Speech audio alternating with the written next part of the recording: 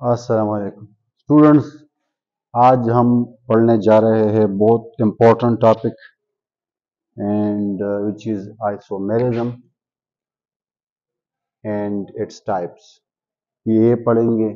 DBE क्या है इसको पढ़ेंगे, और किस तरह आप किसी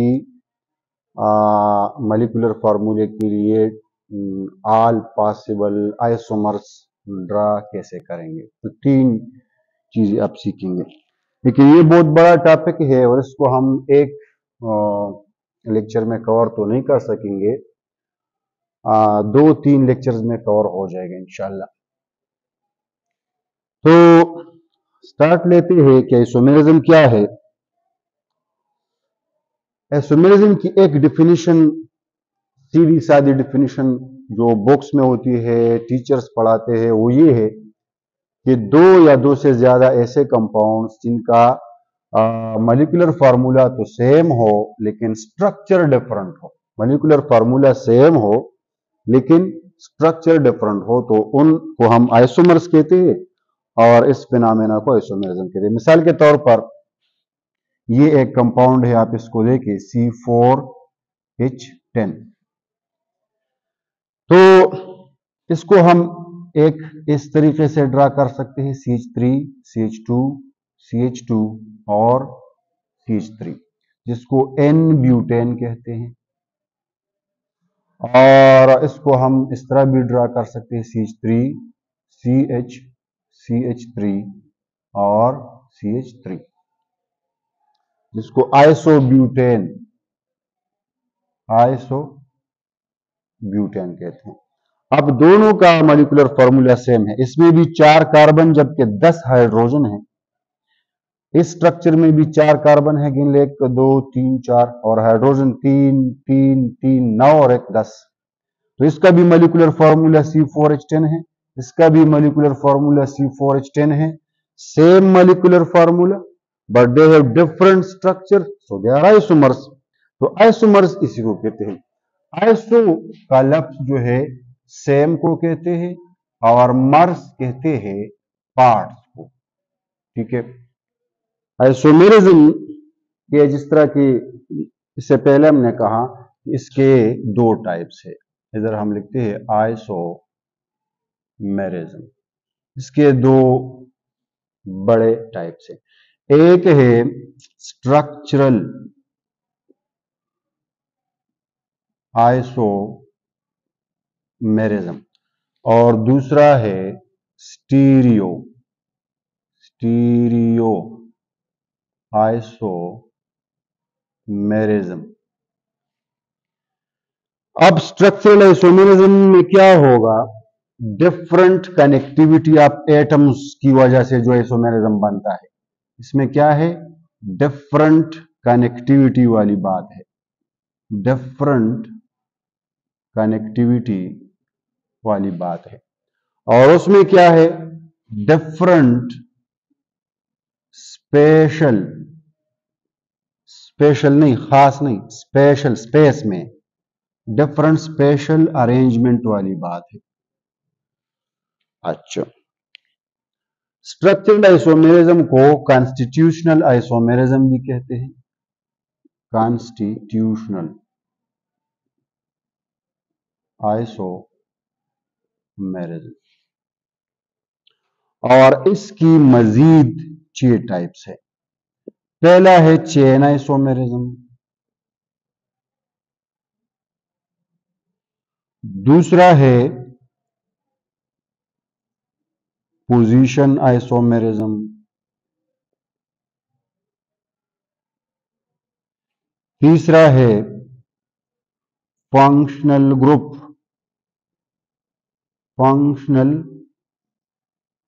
आइसोमेरिज्म, चौथा है मेटामेरिज्म। इसको एक एक करके डिटेल से पढ़ेंगे। पांचवा है टाटोमेरिज्म, जबकि छठा और आखिरी है रिंग चेन आइसोमेरिज्म। आइसोमेरिज्म। ठीक है, तो ये टाइप्स हो गए, हाँ सब टाइप्स हो गए स्ट्रक्चरल आइसोमेरिज्म के। अब स्टीरियो की तरफ आते हैं। स्टीरियो आइसोमेरिज्म दो तरह का है। एक है कन्फर्मेशनल आइसोमेरिज्म, और दूसरा टाइप इसका है कन्फिगुरेशनल आइसोमेरिज्म। कन्फिगुरेशनल आइसोमेरिज्म। कन्फर्मेशनल आइसोमेरिज्म फिर दो तरह का है। एक है रोटेशनल आइसोमेरिज्म और दूसरा है एमाइन इनवर्जन। एमाइन इनवर्जन, ठीक है। जबकि कन्फिगुरेशनल आइसोमेरिज्म भी दो तरह का है। एक है ज्योमेट्रिक आइसोमेरिज्म, इधर लिखते हैं ज्योमेट्रिक आइसोमेरिज्म, और दूसरा है ऑप्टिकल आइसोमेरिज्म। ऑप्टिकल आइसोमेरिज्म में फिर मजीद दो टाइप्स होते हैं, एनंशुमर्स और डायास्टीरियोमर्स। डायास्टीरियोमर्स, ठीक है। तो ये सारी कहानी बहुत लंबी कहानी है। हम स्टार्ट लेंगे चेन आइसोमेरिज्म से और आगे जाएंगे डायस्टीरियोमर्स तक, तो इसमें टाइम लगेगा। लेकिन अगर आपने इसको सही तरह से सीखना है तो इस लेक्चर का कोई भी पार्ट मिस नहीं करना। तो चले पहले हम चेन आइसोमेरिज्म की तरफ आते हैं।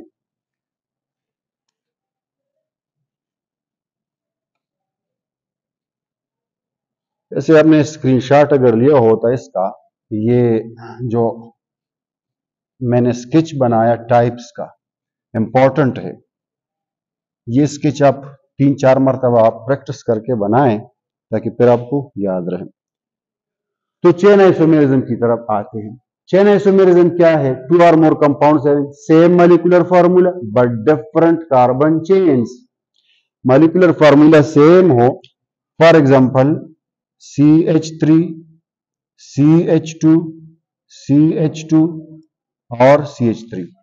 N ब्यूटेन यानी नॉर्मल, और इसका एक और आइसोमर बनाते हैं CH3, CH, CH3 और CH3, आइसो ब्यूटेन। अब देखें मॉलिक्यूलर फॉर्मूला, इसमें 4 कार्बन है, C4, हाइड्रोजन इसमें कितने 10, तो मॉलिक्यूलर फार्मूला इसका क्या बना C4H10। अब इसमें गिन ले, इसका मॉलिक्यूलर फार्मूला क्या बना C, इसमें कार्बन कितने हैं 4, तो C4, हाइड्रोजन कितनी है 3, 3, 3, 9 और जमा 10। तो दोनों का मॉलिक्यूलर फार्मूला सेम है लेकिन चेन्स डिफरेंट। इसके चेन में 4 कार्बन है, इसके चेन में 3 कार्बन है। तो चेन में कार्बन डिफरेंट हो तो चेन आइसोमेरिज्म। बहुत सिंपल है ये पहला वाला। अब इसमें एक इंपॉर्टेंट चीज ये कि चेन आइसोमेरिज्म, जब हम अल्केन्स की बात करते हैं, अल्केन्स जो कि सैचुरेटेड हाइड्रोकार्बन है, पहला जो अल्केन है CH4 मीथेन, इसमें कोई आइसोमेरिज्म पॉसिबल नहीं है। इसको आप किस तरह अरेंज कर सकते हैं? एक ही मेथड है, इसको आप मजीद तरीकों से अरेंज नहीं कर सकते। इसी तरह दूसरा जो है C2H6, इसमें भी कोई आइसोमेरिज्म नहीं है।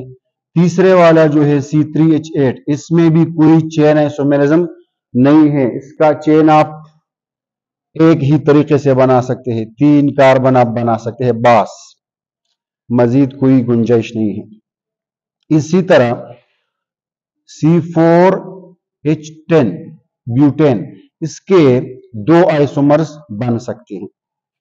इसी तरह C5H12 जो है, इसके 3 आइसोमर्स बन सकते हैं, ठीक है।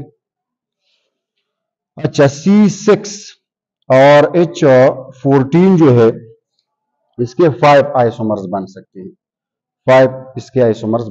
अच्छा, C7H16 हेप्टेन, इसके होते हैं 9 आइसोमर्स। C8H18 ऑक्टेन, इसके 18 आइसोमर्स। जितने कार्बन्स की तादाद बढ़ती जाती है तो नंबर ऑफ आइसोमर्स भी बढ़ते जा रहे हैं। C9H क्या होता है, A20, इसके 35 आइसोमर्स होते हैं, जबकि C10H22 डीकेन जो है इसके 75 आइसोमर्स होते हैं। अच्छा, अब हम देखते हैं कि जो C6H14 है मिसाल के तौर पर, तो इसके जो 5 आइसोमर्स बनते हैं वो कैसे बनते हैं। ठीक है, उसको थोड़ा सा लिखते हैं। C6H14 को एक आप इस तरीके से अरेंज कर सकते हैं कि सारे 6 कार्बन एक ही लाइन में, एक ही चेन में, 1 2 3 4 5 6, तो ये एक आइसोमर, तो ये बना।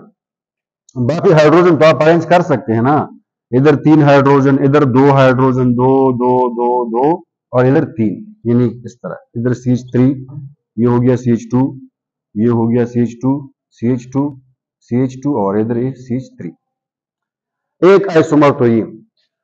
दूसरा, चेन में 5 कार्बन बनाओ,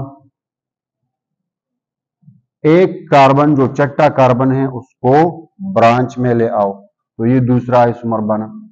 5 आइसोमर बनाने हैं, ठीक है। एक आइसोमर आप इस तरह बना सकते हैं कि इस ब्रांच को आप पोजीशन नंबर 2 से, यहां पर ये देखे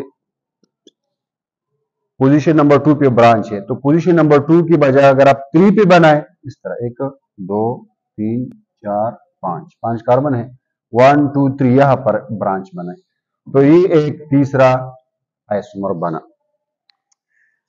अच्छा, 5 आइसोमर बनाने हैं, 5 ही बन सकते हैं इसके।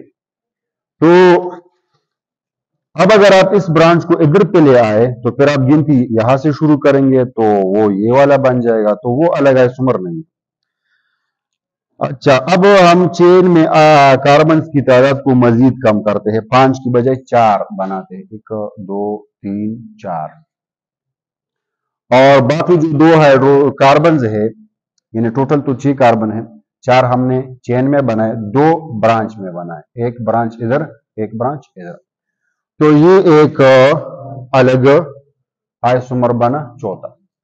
और 5वां आइसोमर आप किस तरह बना सकते हैं कि 4 वाला चेन बनाए और दोनों जो कार्बन है उसको एक ही कार्बन पे ब्रांच, 2 ब्रांचेस एक ही कार्बन पे ले आए, तो ये जो चीज बना 5वां, तो ये 5वां आइसोमर है। बाकी अगर आप इन दोनों को यहां पर बनाते हैं तो वो कोई अलग आइसोमर नहीं है, वो भी यही होगा, क्योंकि इस सूरत में हम नंबरिंग यहां से शुरू करते हैं, तो 2 पोजीशन पे 2 ब्रांचेस है। अब अगर हम इधर बनाए ब्रांचेस तो फिर गिनती यहां से शुरू होगी और फिर भी 2 पोजीशन पर, फिर ये 2 होगा, 1 2, ठीक है।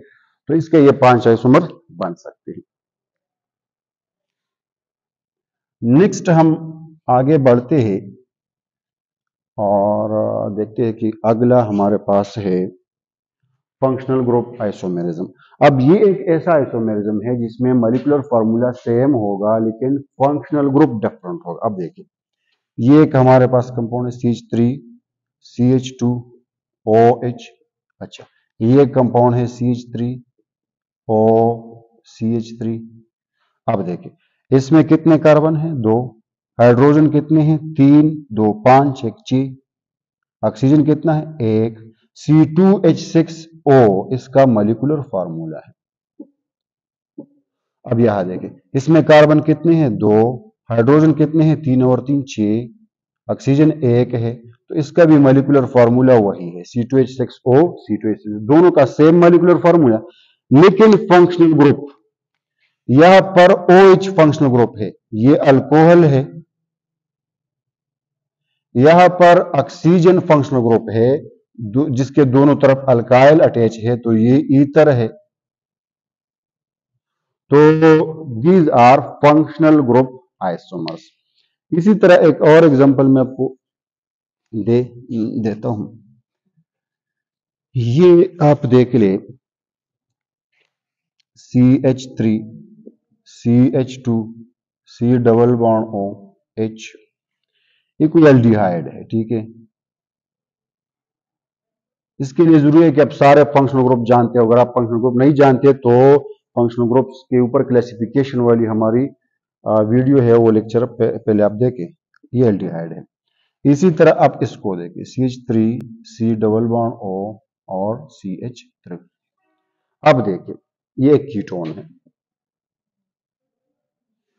इसका फॉर्मूला क्या है? इसमें कार्बन गिन ले 3 है, C3, हाइड्रोजन गिन ले 2, 3, 2, 5 और 1 6,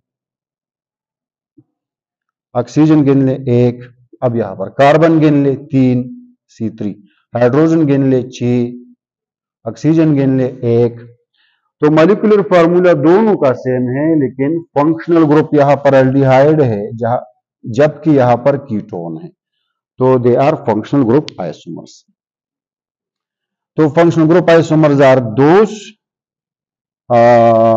compounds which have same molecular formula but different functional groups. Next है पोजीशन आइसोमेरिज्म। अब यहां पर अगेन मॉलिक्यूलर फार्मूला सेम होगा, लेकिन डिफरेंट पोजीशन ऑफ सब्स्टिट्यूएंट्स होगा ऑन द कार्बन चेन। अब इसको देखें, यहां पर एक कंपाउंड है CH3 CH2 CH2OH, ये एक अल्कोहल है। और इसको हम नाम इस तरह देते हैं कि कार्बन में, चेन में 3 कार्बन है, नंबरिंग हम उस तरफ से गिनती शुरू करेंगे जिस तरफ फंक्शनल ग्रुप करीब हो। तो 1 2 3, तो दिस इज प्रोपेन 1 ओल, दिस इज प्रोपेन 1 ओल। अब इसको देखिए, CH3 CH CH3 और OH यहां पर है। अब चेन में 3 कार्बन हैं, गिनती हम किस तरफ से शुरू करें? जिस तरफ फंक्शनल ग्रुप करीब हो। फंक्शनल ग्रुप बिल्कुल बीच में है, तो आप जिससे चाहे, मिसाल के तौर पर हम इस एंड से शुरू करते हैं। So this is propane, propane में ई नहीं लिखना, ठीक है, प्रोपेन 2 ओल। अब देखिए, एक है प्रोपेन 1 ओल, दूसरा है प्रोपेन 2 ओल। तो ये जो दोनों है, दे आर पोजीशन आइसोमर्स, क्योंकि फंक्शनल ग्रुप तो सेम है, फंक्शनल ग्रुप आइसोमर्स नहीं है। चेन आइसोमर्स भी नहीं है, क्योंकि चेन में इसके भी 3 कार्बन है, इसके भी 3 कार्बन है। ये न चेन आइसोमर्स है न फंक्शनल ग्रुप, बल्कि ये क्या है? पोजीशन। यहां पर OH ग्रुप पोजीशन नंबर 1 पे अटैच है, यहां पर OH ग्रुप पोजीशन नंबर 2 पे अटैच है। पोजीशन डिफरेंट है तो पोजीशन आइसोमेरिज्म। इसी तरह आप CH3 CH2 CH2Cl, मिसाल के तौर पर क्लोरीन अटैच है, तो इसका दूसरा पोजीशन आइसोमर आप इस तरह ड्रा कर सकते हैं कि क्लोरीन को आप यहां पर ले आए। तो ये प्रोपे 1 क्लोरोप्रोपेन है, this is 1 chloropropane and this one is 2 chloropropane.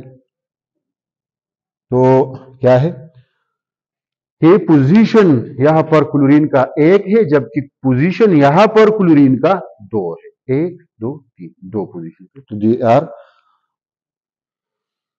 Next है मेटामेरिज्म।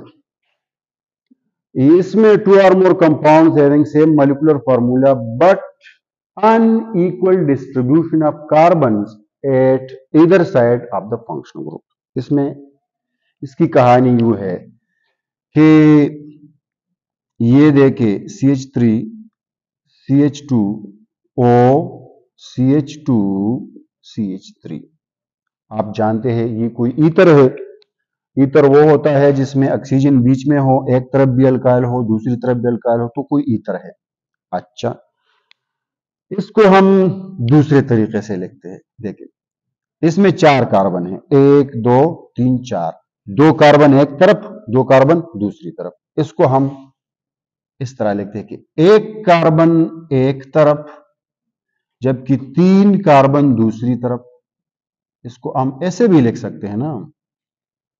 आप देखिए, फंक्शनल ग्रुप के दोनों अतराफ में कार्बन्स का डिस्ट्रीब्यूशन जो यहां पर है, यहां पर वैसा नहीं है। यहां पर डिस्ट्रीब्यूशन अलग है, 2-2। यहां पर डिस्ट्रीब्यूशन अलग है, 1-3। तो अनइक्वल डिस्ट्रीब्यूशन, ये जो डिस्ट्रीब्यूशन है और ये जो डिस्ट्रीब्यूशन है, इक्वल तो नहीं है ना, unequal distribution of carbons at both sides of the functional group. तो ये सिंपल है मेटामेरिज्म। ठीक है, इसको आप नोट कर ले और हम जाते हैं आगे। अच्छा, नेक्स्ट जो स्ट्रक्चरल आइसोमेरिज्म का सब टाइप है टाटोमेरिज्म है, 5वां। तो टाटोमेरिज्म क्या होता है? 2 और more compounds having same molecular formula. But तक तो सबका डेफिनेशन यही है।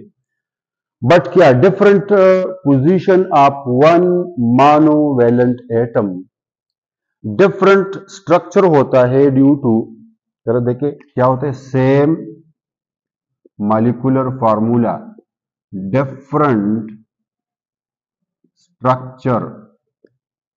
और डिफरेंट स्ट्रक्चर क्यों होता है? Due to the position of only one monovalent atom. Monovalent atom अक्सर हाइड्रोजन होता है, due to the different position of only one hydrogen. For example, ये एक आप एग्जाम्पल देख लिए। ये एक मैंने कीटोन बनाया, सबसे जो छोटा कीटोन है, सिंपल कीटोन। तो इसमें क्या है, यहां पर 3 हाइड्रोजन है। चले हम इसके एक हाइड्रोजन को इधर लिखते हैं और एक हाइड्रोजन को थोड़ा अलहदा लिखते हैं। ये हाइड्रोजन जो है ये यहां से शिफ्ट होकर इस ऑक्सीजन पे चला जाता है। ये बॉन्ड इधर को ब्रेक हो गया, माइनस, ये प्लस, और this bond is shift toward carbon with positive one hydrogen.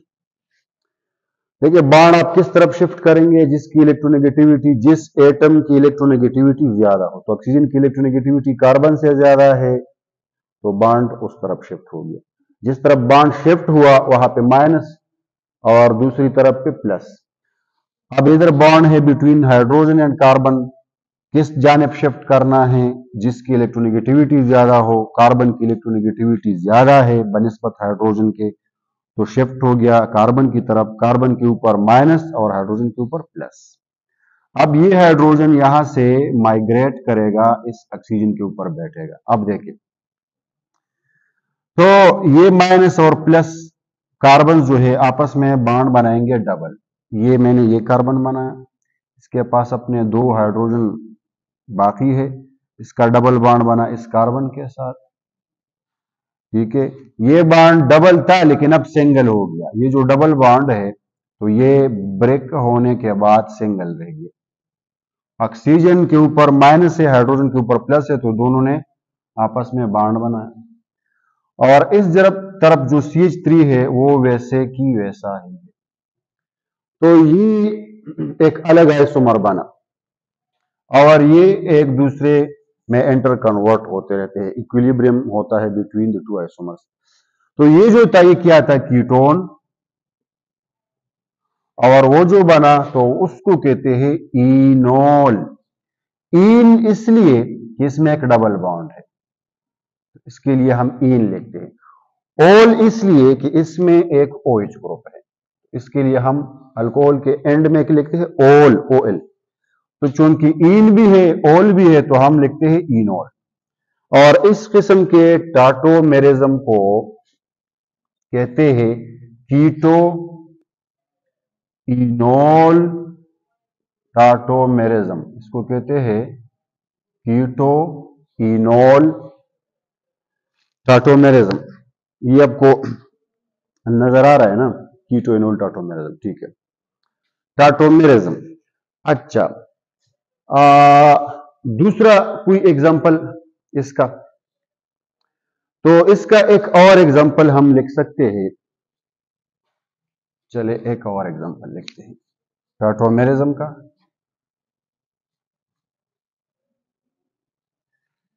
ये तो था कीटो इनोल, इसको कहते थे कीटो इनोल टाटोमेरिज्म, उसका तो हमने एग्जांपल लिखा। दूसरा इसमें एक है, उसको कहते हैं इमाइन इनामाइन टाटोमेरिज्म। इमाइन इमाइन वो कंपाउंड्स होते हैं जिसमें कार्बन नाइट्रोजन का डबल बॉन्ड हो। इमाइन वो कंपाउंड होते हैं जिसमें क्या होता है, कार्बन नाइट्रोजन का डबल बॉन्ड। इस तरफ कोई मिसाल के तौर पर CH3 है, इस तरफ भी कोई CH3 आप कंसिडर कर ले, और इस नाइट्रोजन का तीसरी जो वैलेंसी है, मिसाल के तौर पर वहां कोई अल्काइल ग्रुप है। तो इस किस्म की चीज जिसमें कार्बन नाइट्रोजन का डबल बॉन्ड हो, तो इसको कहते हैं इमाइन। इधर में आपको एक मिनट, ये इमाइन फंक्शनल ग्रुप है, कार्बन नाइट्रोजन का डबल बॉन्ड हो तो इस किस्म के फंक्शनल ग्रुप को कहते हैं इमाइन। अब इसमें भी क्या होता है कि एक हाइड्रोजन यहां से शिफ्ट होगा वहां पे, या यहां से भी शिफ्ट हो सकता है यहां पे।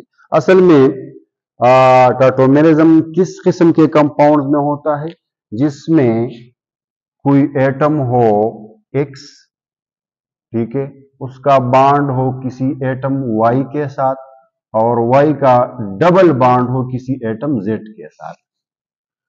यानी ये आपका एटम X है, ये आपका एटम Y है, और इसका डबल बॉन्ड है इस नाइट्रोजन के साथ जो कि आपका Z है। मिसाल के तौर पर ये आपका X हो गया, ये एटम Y और ये Z।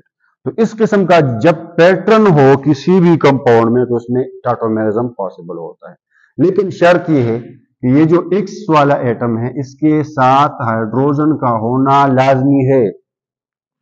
यानी इस X के साथ कम से कम एक हाइड्रोजन होना लाजमी है, 2 हो 3 हो, लेकिन कम से कम एक तो लाजमी हो। अब मिसाल के तौर पर अगर मैं इसको इस तरह करूं, इधर CH3, इधर को लिखूं CH3, इधर को लिखूं CH3। अब देखिए, अगर ये आपका एटम X है, ये Y है और ये Z है, तो X के साथ डायरेक्ट अटैच कोई हाइड्रोजन नहीं है, तो यहां से कोई हाइड्रोजन शिफ्ट नहीं हो सकता। अगर यहां पर भी ये सूरत होता, देखे ना, अगर यहां पर भी कार्बन होता, कार्बन यानी CH3 होता, तो फिर ये X वाला जो एटम है, इसके पास भी कोई डायरेक्ट अटैच हाइड्रोजन नहीं है, तो इसमें कोई टाटोमेरिज्म पॉसिबल नहीं है। लेकिन चलिए हम मानते हैं कि इधर हाइड्रोजन है, ठीक है, इधर को क्या है, एक CH3 है, दूसरा भी मान ले CH3 है, लेकिन एक हाइड्रोजन है। तो ये हाइड्रोजन जो है ये शिफ्ट होगा उस नाइट्रोजन के पास। अब देखिए, अब यू समझिए आप देखिए, इस बॉन्ड को ब्रेक करे इस कार्बन की जानिब, तो इसके ऊपर नेगेटिव और हाइड्रोजन के ऊपर पॉजिटिव, और इस बॉन्ड को आपने ब्रेक करना है मोस्ट इलेक्ट्रोनेगेटिव एटम नाइट्रोजन की तरफ, तो नाइट्रोजन के ऊपर नेगेटिव और कार्बन के ऊपर पॉजिटिव। तो इस नेगेटिव पॉजिटिव कार्बन का बनेगा डबल बॉन्ड। देखिए, ये कार्बन, इसका डबल बॉन्ड इस कार्बन के साथ। अच्छा, इस कार्बन के साथ अटैच CH3 है 2। ये जो हाइड्रोजन था ये शिफ्ट हुआ नाइट्रोजन के पास चला गया। नाइट्रोजन के पास पहले से R मौजूद है, अब हाइड्रोजन भी आया, और ये बॉन्ड सिंगल रहा, सिंगल। इस जानिब जो सारा कुछ है वही का वही है, CH3 CH3 CH3। तो ये जो चीज बना, तो ये क्या बना, ये एमाइन है। ये क्या है, एमाइन इसलिए है कि इसमें अमाइनो ग्रुप है ये वाला, और चूंकि इसमें डबल बॉन्ड भी है तो ये ईन यानी अल्कीन भी है, तो इसको हम ईन एमाइन लिखते हैं। Ene is for alkene and amine, sorry, ene amine. तो इस किस्म के टाटोमेरिज्म को कहते हैं imine ene amine tautomerism. Imine से बन रहा है इन एमाइन। अच्छा, इसका एक और भी एग्जाम्पल है, तीसरी किस्म का भी एक है जिसका नाम है नाइट्रो और सीडो नाइट्रो। तो तीसरा है नाइट्रो सीडो नाइट्रो टाटोमेरिज्म। देखिए ये एक कंपाउंड है नाइट्रो कंपाउंड, इसमें नाइट्रो ग्रुप है, ये नाइट्रो ईथेन है। क्या है? Nitro ethane. तो क्या आप मुझे बता सकते हैं कि इसमें टाटोमेरिज्म पॉसिबल है या नहीं? पॉसिबिलिटी आप कहां से चेक करेंगे? आप X bond Y double bond Z वाली सिचुएशन तो आपको अगर याद हो उसको देखें, एक्स वाई जेड, इसको एक्स मान ले, इसको वाई मान ले, इसको जेड मान ले। अच्छा, और एक्स के साथ हाइड्रोजन का होना लाजमी है, तो इस कार्बन के साथ 2 हाइड्रोजन है तो टाटोमेरिज्म इज पॉसिबल। अच्छा, हाइड्रोजन कहां से कहां शिफ्ट होगा? हाइड्रोजन एक्स एटम से जेड एटम, यानी हाइड्रोजन एक्स से जेड पे जाएगा, ठीक है, जबकि डबल बॉन्ड वाई और जेड के बीच से निकलकर यहां पर आ जाता है। तो इसका आप टाटोमर कैसे बना सकते हैं? यानी इस कार्बन और नाइट्रोजन का बनेगा डबल बॉन्ड, ऑक्सीजन का बॉन्ड सिंगल, हाइड्रोजन यहां से शिफ्ट हुआ वहां, ये ऑक्सीजन अपनी जगह, और इस कार्बन के साथ 2 हाइड्रोजन थे, एक चला गया एक रह गया, जबकि इस कार्बन के साथ CH3 ग्रुप भी अटैच था, वो अपनी जगह। तो ये नाइट्रो था और उसको कहते हैं सीडो नाइट्रो। तो इस किस्म के टाटोमेरिज्म को नाइट्रो सीडो नाइट्रो टाटोमेरिज्म कहते हैं। अच्छा, आगे चलते हैं और वो जो लास्ट टाइप है स्ट्रक्चरल आइसोमेरिज्म का, उसको थोड़ा सा पढ़ते हैं, ठीक है, और वो है ring chain isomerism. Ring chain isomerism क्या होता है? सेम मॉलिक्यूलर फार्मूला होगा बट डिफरेंट स्ट्रक्चर। स्ट्रक्चर कैसा डिफरेंट? एक का स्ट्रक्चर ओपन होगा, दूसरे आइसोमर का स्ट्रक्चर रिंग होगा। यानी क्या होगा? Same molecular formula different structure होगा, दोनों का स्ट्रक्चर डिफरेंट होगा। एक का स्ट्रक्चर होगा ओपन चेन, दूसरे का स्ट्रक्चर होगा साइक्लिक या closed chain. For example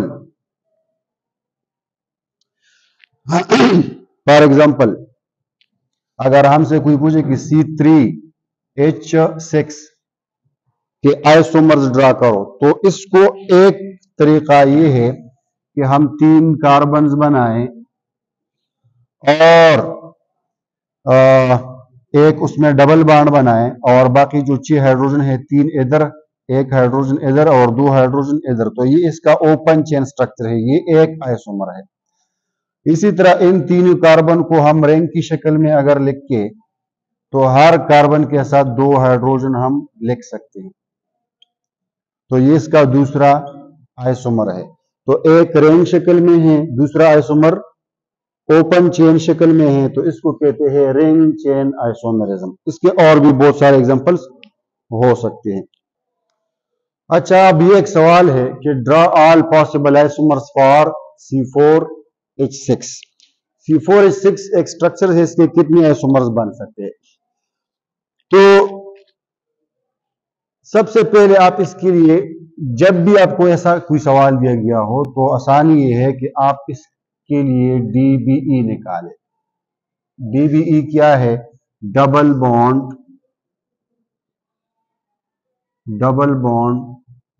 equivalence है। डबल बॉन्ड इक्विवेलेंस के लिए फॉर्मूला क्या है? कार्बन्स प्लस माइनस जितने भी हाइड्रोजन्स है वो divide by 2 plus nitrogen by 2 और प्लस 1। अब इस स्ट्रक्चर के लिए DBA कैसे? कार्बन कितने हैं? 4, हाइड्रोजन कितने हैं? 6 बाई 2, नाइट्रोजन कोई नहीं है, प्लस 1। अच्छा, 4 minus 3 plus 1, 4 minus 3 is equal to 1 and plus 1 is equal to 2। 2 का मतलब है DBE क्या निकला? DBE निकला 2। 2 का क्या मतलब है? 2 का मतलब है एक, मतलब तो ये इसमें 2 डबल बॉन्ड्स हो सकते हैं, इसमें 2 डबल बॉन्ड हो सकते हैं। दूसरा मतलब ये कि इसमें एक डबल बॉन्ड प्लस एक रिंग हो सकता है, क्योंकि एक रिंग भी एक डबल बॉन्ड के बराबर हो सकता है। तीसरा ये हो सकता है कि इसमें 2 रिंग्स हो सकते हैं, डबल बॉन्ड और रिंग एक बराबर होते हैं। तो DBE 2 का मतलब 2 डबल बॉन्ड या 2 रिंग, 2 डबल बॉन्ड या 2 रिंग, या एक डबल बॉन्ड और एक रिंग। चौथा ये भी हो सकता है कि इसमें एक ट्रिपल बॉन्ड है, एक डबल बॉन्ड एक रिंग के बराबर होता है, ठीक है। एक ट्रिपल बॉन्ड 2 डबल बॉन्ड्स के बराबर होता है, 2 डबल बॉन्ड्स के, और एक ट्रिपल बॉन्ड 2 रिंग्स के भी बराबर है।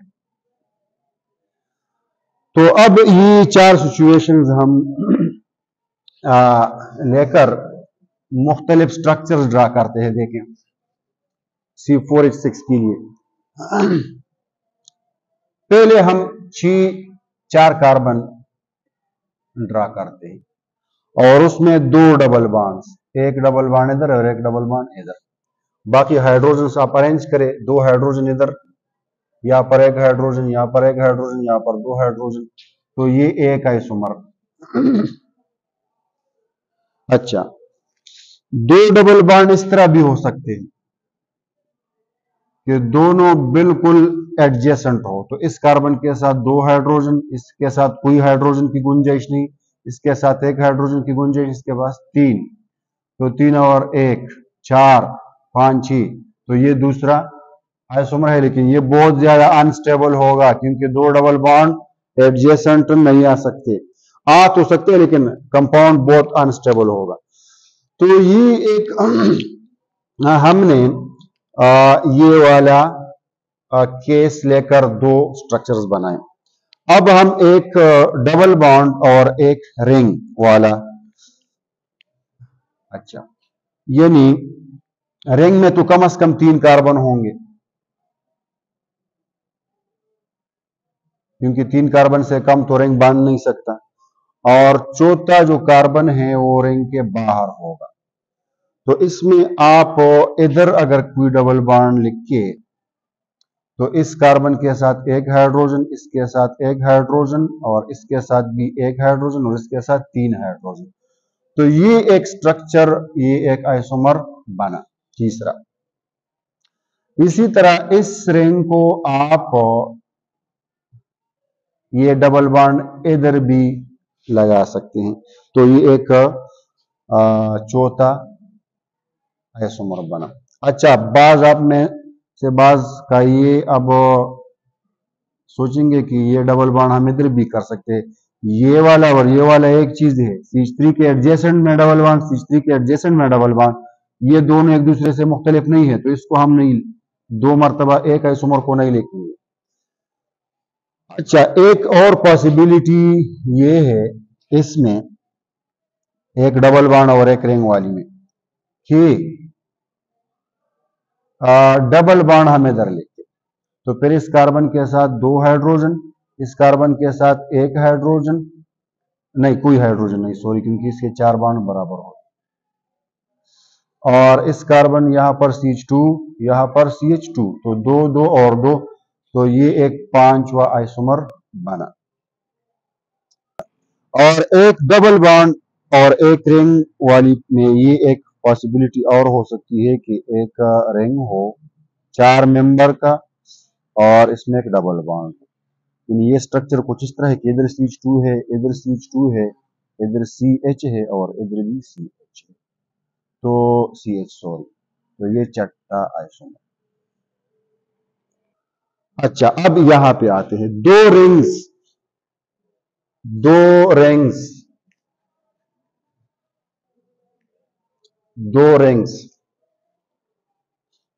4 कार्बन हैं। अगर इस और इस कार्बन का हम बॉन्ड बनाए तो ये एक रिंग है 3 कार्बन वाला, ये दूसरा रिंग है 3 कार्बन वाला। 2 रिंग्स है, इस कार्बन के साथ 2 हाइड्रोजन, इसके साथ 2, इसके साथ 1, इसके साथ 1 हाइड्रोजन, तो ये एक छठा आइसोमर बना। 2 रिंग्स वाली सूरत हाल सिर्फ ये हो सकती है, बाकी कोई नहीं। और अब आते हैं इस सूरत पे कि एक ट्रिपल बॉन्ड हो। तो देखिए 4 कार्बन है, 1 2 3 4, ट्रिपल बॉन्ड अगर आप इधर बनाते हैं पोजीशन नंबर 1 पे, तो इस कार्बन के साथ 1 हाइड्रोजन, इसके साथ कोई हाइड्रोजन नहीं, इसके साथ 2 और इसके साथ 3 हाइड्रोजन, तो ये एक 7वां आइसोमर बना। और एक सूरत ये हो सकती है, ट्रिपल बॉन्ड वाली सूरत एक ये हो सकती है कि 4 कार्बन है और बीच में ट्रिपल बॉन्ड लगाए, तो इस कार्बन के साथ 3 हाइड्रोजन, इसके साथ कोई हाइड्रोजन नहीं, कोई हाइड्रोजन नहीं, और इसके साथ 3 हाइड्रोजन, तो ये एक, तो इसके बने कुल 8 आइसोमर्स। भाई इसके कितने आइसोमर बने? 3 4 6 के बने 8 आइसोमर्स। और ये कौन से आइसोमर्स है? स्ट्रक्चरल, ये कौन से हैं? स्ट्रक्चरल आइसोमर्स है। अब इसमें मजीद ये कि ये जो 2 आइसोमर है, ये स्ट्रक्चरल आइसोमेरिज्म का कौन सा टाइप है? ये पोजीशन आइसोमर्स है। आपस में क्या है? Position isomers. अच्छा, यहां पर ये जो तीनों हैं ये भी आपस में पोजीशन आइसोमर्स हैं, क्योंकि डबल बॉन्ड का पोजीशन यहां पर और यहां पर डिफरेंट है। अच्छा, अगर हम इसको ये ची और एक का मवाजना करें तो ये रिंग चेन आइसोमर्स है। क्या है? रिंग चेन आइसोमर्स है।